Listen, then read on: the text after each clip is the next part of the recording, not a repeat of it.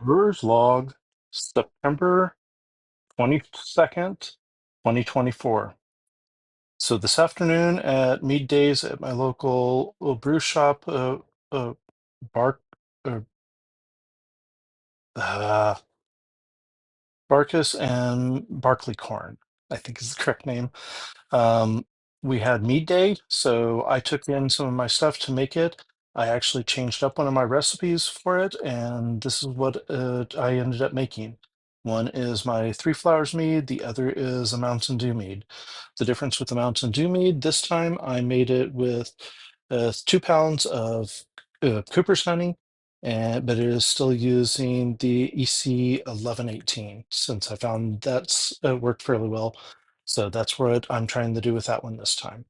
So for my Three Flowers, I changed things up a little in that I ended up using the 71B yeast that Jason was recommending, and also the Go Firm um, Sterol Flash, I guess is the name.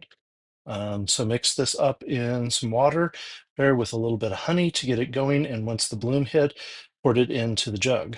And as you can see, the jug is already taken off and is going wild and is already starting to foul the uh, S-lock. So definitely will be cleaning that out, but as long as it's bubbling away and I don't see flowers in the S-lock, I'm going to let it go this way, for at least right now. So that was what I was managed to get done today. And so I'll check on these again tomorrow. And I do plan to start another gallon of Three Flowers mead. The tea is made and is cooling. So tomorrow night I will put it together as I would normally do so that I can compare Three Flowers mead that I've been making to this Three Flowers mead using the different yeast and see how they are side by side. So that's what I got done tonight. So that's it.